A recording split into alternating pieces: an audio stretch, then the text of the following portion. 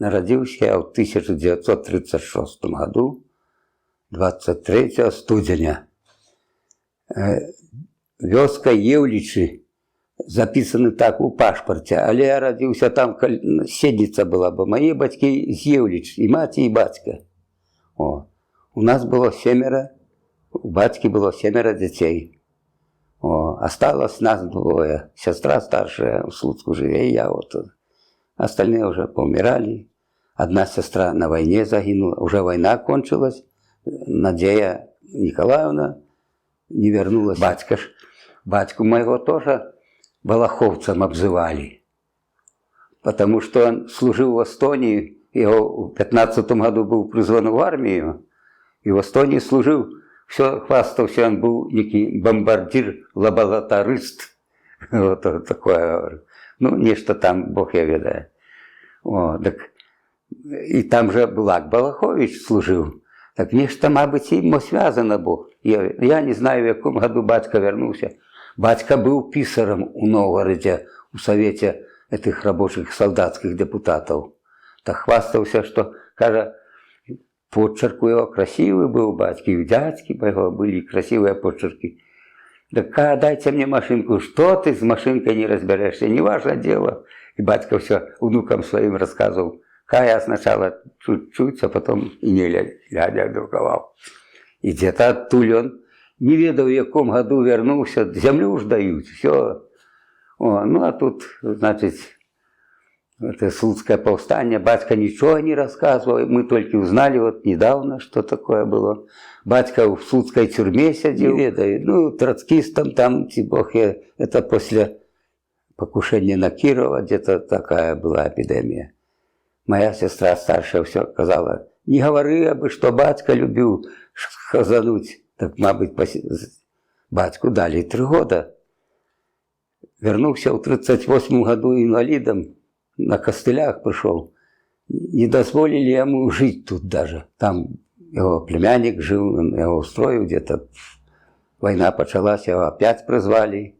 И уже 2 детей было. Константин и Леонила были там с батьком жили. Они пришли уже сюда в час войны. О. Ну, батька, значит, я первый раз батьку убачил уже в войну. Батька у плен трапил где-то, вернулся сюда, нас собрал до кучи, мы у Тирасполя жили, у нас хаты не было с 37 года, в панском доме жили, там у нас у Тирасполя пан таки был, Аколов, ну, утек, конечно, ну, там ясли были, там и школа, там и магазин. И мы с 42 по 48 год жили в этом Тирасполе, пока не завалился потолок, и пришлось у Басловича нам временно ехать. Потом на нашей усадьбе один мужик, кстати, с батьком, и он с плена утекал разом, земляк. Он часто вспоминал, пока живой был. Построил на нашей усадьбе хатку, батька потом его выкупил, мы вот у Тирасполе, пока меня в войско не забрали. А мать забрали 19 листопада 1937 года. Значит, она уже успела дочку старшую отдать замуж. Пришли НКВДисты ночью, там на сеннице, что брат сказал старший, загрукотели, а дед с нами был. Вышли они в двери, дали, так брат мой отлетел вот его. Где такая? Дед каже, она в Слуцку. Адрес, а мы не знаем, найдем. И так матеру от дочки забрали и с концами. И на завтра сестра пошла передачу дать. О, а ей, ну что, дитя, считай, она с 18 года, 37 год. Значит, каже, выбыла. А потом уже батька писал в 50-х годах, в 9-м ее реабилитировали мать, что умерла, пишут, от кровоизлияния в 43-м году. Была справка, а потом мы плакали, и сестра плакала вечно. И люди сразу сказали, З'явліч, убачать, да все бедовали, что я остался сиротой. Значит, знали, что Марину Сидоркову расстреляли в Слуцку. Кто-то где-то донес, мабуть. Ну, а я, что, я пацан. И это в 59 году написали, что в 43 году умерла от кровоизлияния где-то там, на Урале, где. А я написал в 89 году в прокуратуру. Ходили некие справки, ходили, а потом присылают, вызывают у собес меня, выдают посвідчення о смерти. Расстреляно в Слуцку 21.01.38 года. Вот пойми, обманывали. Дитя врага народа. Робили батьку врагам народа, матеру. Да. Так я, покуль отцом не стал, так я о них не разбирался. Так батьком стал. Як это можно матеру отобрать от такой оравы детей и по свету пустить? За початку в Слуцок меня. И гляди, як интересно, мне ж 2 годика только, 3-й годик и шел. Сестра меня несла на руках, старейшая, та, что загинула. Потом опустить, ну что, дитяти, 14 годов. Я все прошуся, Надя, помнишь? Прошуся, Надя, возьми меня на руки. Она пронесе и опять поставит. Потом некая машина остановилась. И помню, за рулем сидел у зеленой буденовки водитель. Я в чем-то белом завернутый, и чую, обо мне разговоры ведут. И он, як сказав, що його треба здати у приют, то я розкричався: Надяшка, не здавай, я не чув такого слова. И она к дядьку меня привезла в Слуцок, и больше этой Нади и не бачив с тех пор. Ну, а потом же я батьку у Белевичах убачив уже войну. Не знаю, какое время, ну где-то зимою. Пришел некий дядька, такий красивый мне показался, это ж я первый раз. А тетка Федося каже: это твой папа, а я и не знаю этого слова. А в Белевичах тато все звали, тато. А тут землю делили в войну. Батька ж первый колгасник, можно сказать, бо его племянник устраивал колгасы там, в этом Тирасполе. Поздавал уже все, ему вернули корову, коня дали, овечек неких. Сад разделили колхозный, нам бело наливу 2 роды было. Так мы так у немцев, при немцах и пожили немного. Ну, хаты не было. Хату только в 49 году свой угол прибрали. Раницей в часов 10 появляются 3 бомбардировщики со стороны Слуцка. И над нашим Тирасполем начали кружиться. И тут 5 немецких истребителей. И они строкотели, немцы поховались в кусты. А мы там с другом все ходили коля немцев. Я сидел в окне и бачу, полетел самолет с дымом. И он разбился, упал, прорыл там траншею некую. Мы с братом уже там некие цацки через день ходили, бирали. Я на сеннице этой лазил, там мина улежала. Я все шукал дурные, думал, где-то с запалом, но их с запалами не ставить. Это только в боевое положение ставить. А брат, и один хлопец кинул такую. В угол я, аж дым попал мне, я утек. Потом соседский хлопчик на 2 годы, и он у Солигорску там, у 3-м доме живе, Гарик Урбанович, выскакивал с кустов: Миша, глянь, что, ой, говорю, сейчас стрельнем. А я уже, брат, мне дал ящик, иди до дома, то где-нибудь улезешь. И мы на стежце там отошли от этой сеницы. Я раз стукнул, 2 стукнул, 3-й раз, а это Гарик, гляди, кипит, еще взорвется. И оно меня так вот облило. Я сразу мгновенно, конечно, очи закрыл, а лишь нечто попало. Солдаты подбегли, и брат прибег, такие всякие. Солдаты посоветовали, копил меня водою, завел там из колодежа 19 ведер воды вылил на меня. Забежишь до дому, забегу, я почти не бачу, чуть-чуть так это видать было. Прибег, а мачеха у нас была, что? Она мне мылом намазала, мне стыла. Ну, а вечером мне там войска стояли, некого доктора военного мне нечем намазал. На завтра я люблю раницей устану и быстренько помыюся. Помылся, мне очи открылись вот так вот. Через 2 дні пошел, шукал той крыжик, что нашел немецкий. Не нашел его. Вы же пришли в школу, некий директор без руки. Кто учился, так переходите во 2-й класс. Сестра моя училась при немцах трохи. Так она поднялась, и я за ею. Она меня толкнула, ты еще в первом. И я ей сегодня обижаюсь. Мне у первом классе не было чего робить. Меня толкли хлопцы, что я лучше всех соображал. Я уже не учил, уже прямо читал. У нас была карта вместо ковра на белорусской мове, 2 полушария. Я же еще до школы все перечитал, там все. У батьки пытаю, а что такое СССР? Там карта СССР, и он мне сморозил, непонятно. Ну, вот так вот мы. Ага.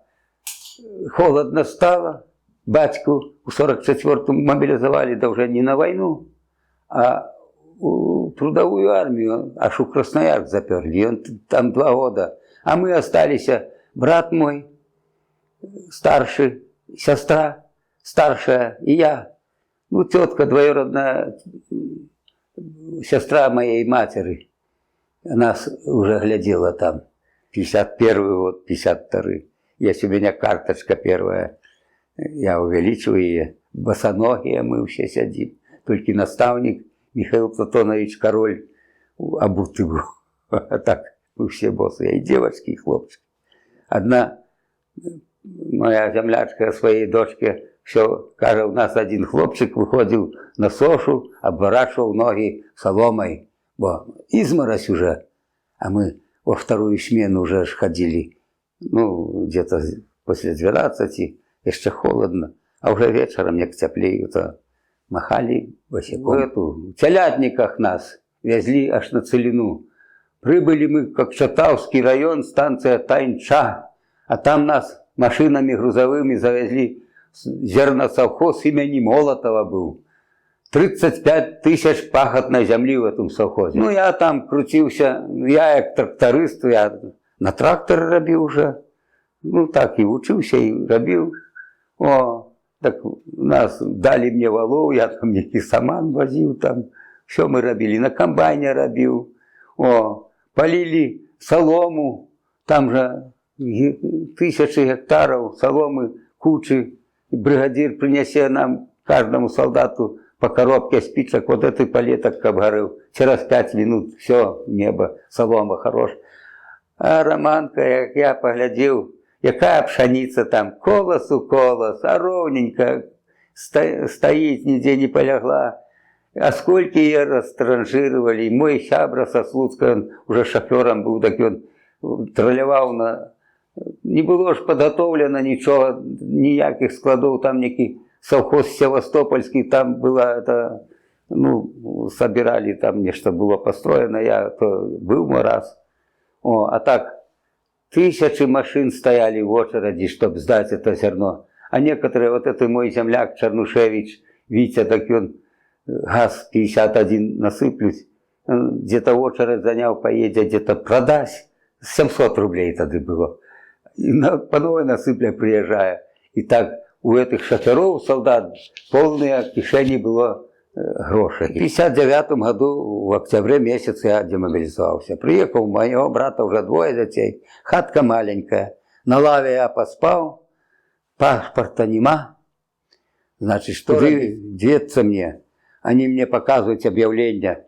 Я переписал, там адрес, написал Донбасс. И мне прислали вызов, тогда и по вызову мне дали паспорт. И я поехал в вугілля копати, как украинцы кажут. Ну, поехал там, поучился 3 месяца и на практику. На 2-й неделе я чуть не ляснулся. О, значит, проходку вели, закол, значит, вот такой толщины, метров на 10. Там по углю бывает, как уголь отпалить, потом породу. Как по уголю ты отпалишь, так 8-9 рам выбивало. Это в раме 3 бревна. Все у кучу. И завис этот корж на 2 рамах. Одна рама уже, зуб был чуть-чуть. Хлопцы там длинным распилом толкали, я глядел, ничего ж не зажато. А вели мы выработку трапециевидную. Там 11 квадратов в чистоте должно быть. Чернота это, что взорвешь, а в чистоте вроде. Я в этой трапеции взял клявак И думаю, я собью эту раму, а там на той задержится. Я як стукнул, так и ту вывалило, эту, як дало, меня аж подкинуло воздухом. Меня 3 суток тремтели ноги и сердце, и бог я видал. Ну, это в трапеции я остался, это ж падая прямо. Я потом 2 часа отбойным молотком молотил этот кош. И он метров под 10 длины, метров 3 с лишним ширины и толщины вот то. Я 2 часа отбойным молотком его бил. Меня хвалили, меня бригадиром хотели поставить. А я отказался, бо хлопцы наши слуцкие, ты нас заколебаешь, мы забьем, если я требовательный к себе и работать так работать. А грошей платили, ой. У меня есть еще и эти табульки. Сколько они платили прикладно? Ну, всяк бывало, бывает. Заробишь рублей 300, а на следующий месяц на вышчиты только. А бывает и 120 рублей за 25 дней заробляли. Ну, держался. Некоторые так утекали, а я не могу утекать. Уже отрывал, надо и квартиру, надо то и сё. Бачу, зноять без поры. То в 62-м году поступал в Днепропетровский горный институт со своим другом. Друга выручил, а сам до дверей дошел, и дошло мне, что я ошибку у этой задачи заробил. А потом с этим ассистентом сутрились, он вел работы у нас на шахте. Я познал, чего ж ты, каже, Миша, не подошел, я бы тебе помог. Так они разубоживали уголь, потом выдавали это, квартал раз выдают вагонетки с углем и берут пробы. Если много породы пустой, значит списывают из этих людей. Вот до чего доходили. А уголь это налево. Вот так они робили. Там кое-кого пересажали. Мы на этого директора со своим другом написали в Москву даже. Ну, мы так нелегально. И его сняли, так там некоторые в защиту и шли. А он сказал, это ж я вам добро робил, а вы меня предали. Ну, первый раз я поучился там у Донецку трохи. Вышел на работу. Ну, и мне закрепили 2 яновские гидрорудники, шахты. То там гидроруда, ну, отбой был водою. Ну, потом перестали бы там водой, струей перерезал одного рабочего пополам. Вода и породу дробить, и уголь. О, так меня на эту шахту, ну, я так написал, помню, 23 замечания шахт. 17 кастричника 61 года у нас на шахте загинуло 5 человек. Еще добре, что ранее этот взрыв получился, а то туда и шли маршедера, и шли некие начальники, и там экономисты, и бог я знаю, как чуть позже, а мы рабочие раньше пошли. А я был, Роман, в это время в отпуску. Я поехал до дядьки в Луганск, приезжаю в Красный Луч, а там машины высока снуются, прихожу в общежитие, и мне кажут, значит, загинули наши хлопцы. Яскова Ивана достали только на 5-й день. Выработку сравняло, крепление, все снесло. А это 4 лежали около электровоза забитые. Казали, как воздух был, так Саша Пхохлов бы выжил. Здоровый хлопец, мы с ним дружили, мы одногодки с ним. И он в Мараках служил. Певзнер Сашка с Могилевщины, 19 годов хлопчику. И он ходил в вечернюю школу, так ходил с утра пораньше, как не по сменам. О, потом Шарапанов, его 6 детей было. И Гончаров, я за Гончарова слабовато знаю, он с Бранщины где-то. 5 человек загинуло. А меня Бог миловал, а так бы там был. Я запомнил, что они сказали, заслуга профсоюза, что если заболеешь, так только тебе не будешь у профсоюза, 50% больничных будут платить. Больше я ничего не запомнил. Ну и так, к ним обращаться бесполезно было. Обманывали нас в зарплате, никто там, все зажатые, тому квартира треба, тому дитсад треба, все, а хто довго поробить, нема грошей, втекав, обзивали летунами, а мне треба було тривати, у мене дітки вже, ну, Один шахтком на 17-е Погодин Василий Иванович. Первый стою на очереди. Ну, черга была на одной шахте, а потом эту шахту закрыли, передали дела, я перший за мною дают, а мне нет. За мною дают. Я к этому Погодину, что же это за... А зачем ты, не имеючи квартиры, наробил детей? Сказанул это Погодин. Ну, это просто взять плетку и дать по зубам. Я выезжаю с шахты, начальника, там тебе в комитете комсомола кто-то ждет. Я где-то жаловался, мабуть, прихожу, некий дядька солидный сидит, то здравствуйте, здравствуйте. Ну, садитесь, так, холеная морда. О, я думал, по квартирному вопросу называю, я начальник КГБ. Ну, я вылупил очи, чем же я вас так это заманил. А вы такое и такое ведаете? Ведаю. Яромина Михаила Павловича. А что он за человек? А что? Ну, нормальный человек, как все. А что он о Ленине говорит? А я говорю, меня квартиры нема, мне не на уме, я нароблюсь, как черт. Не, Ленин там на уме ничего. О, ну, говорили, вот напишите что-нибудь. Ну, дал мне листа. Я, значит, говорю, диктуйте, что вам написать. И он как диктанул, так я пресс-папье, я его чуть не уляпал в морду.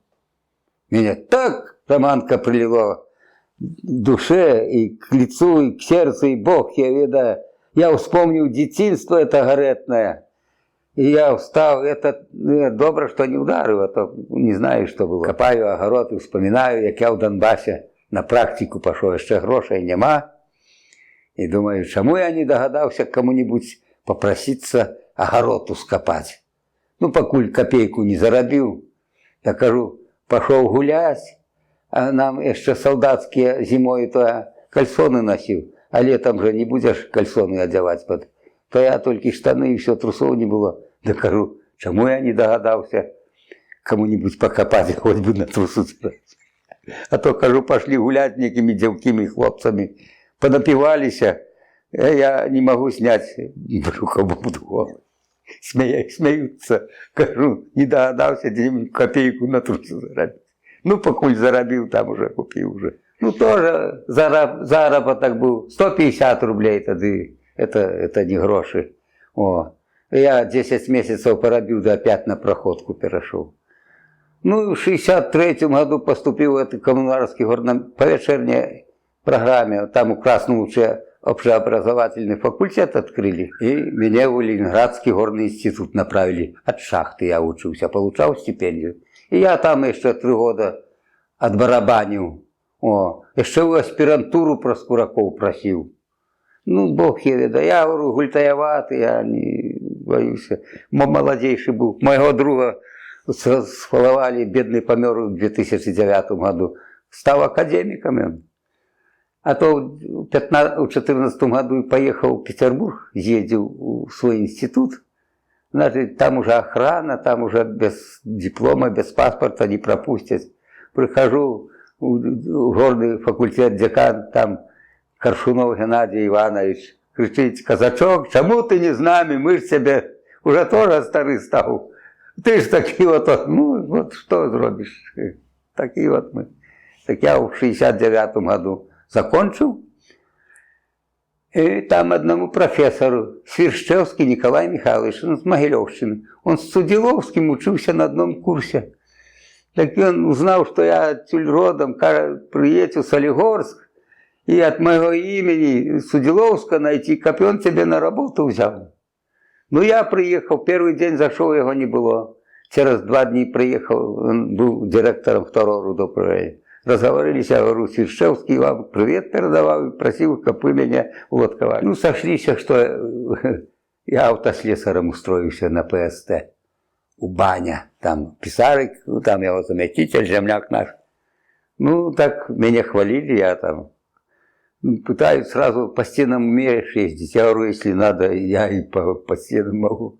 Бо бывает там на минках этих, ну, на этих закруглениях. Поработал, потом на 4-й перешел.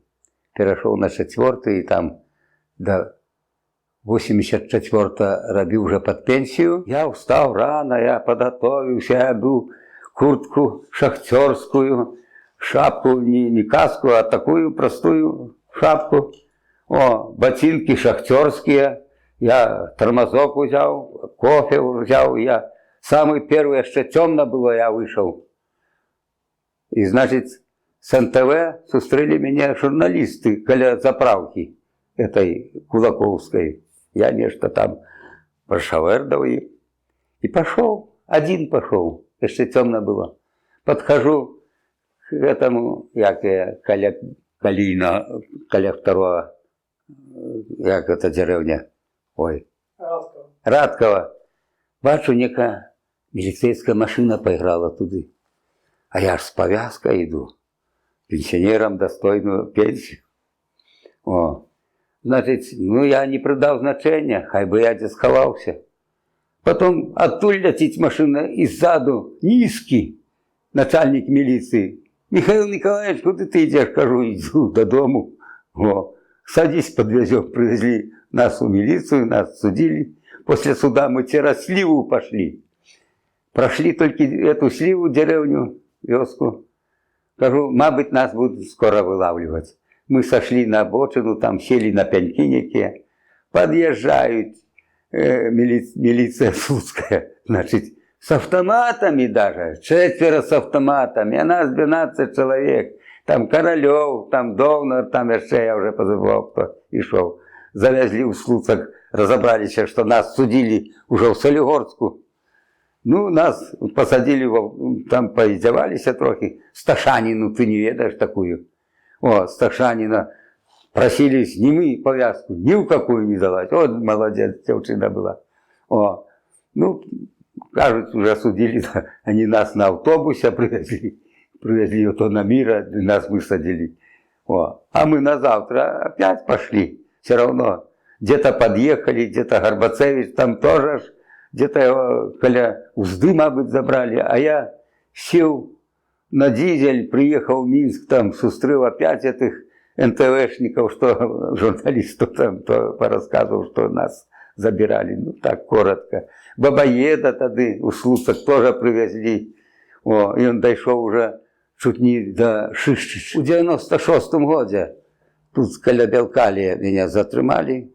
Нину Адамовну, ты Ермолицкую ведаешь такую?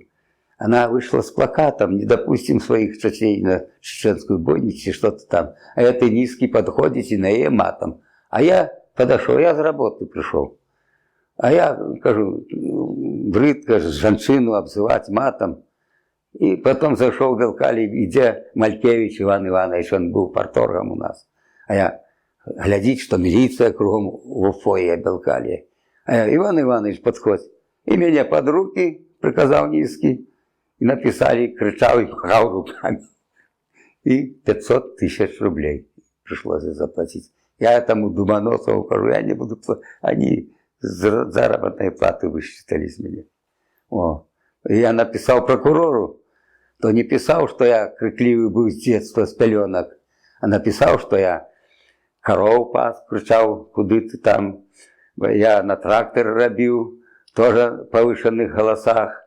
Я в танках служил, тоже на повышенном. У меня голос выработался. Мне казали, тебе только диктором быть. И это Думоносов. 500 тысяч, я кажу, я платить не буду. Чего я не учился? Я хотел колись учиться на юриста. А мне казали, что это все отпаде, не надо будет ничего. 5 минут, 500 тысяч отдал, и будет здоров.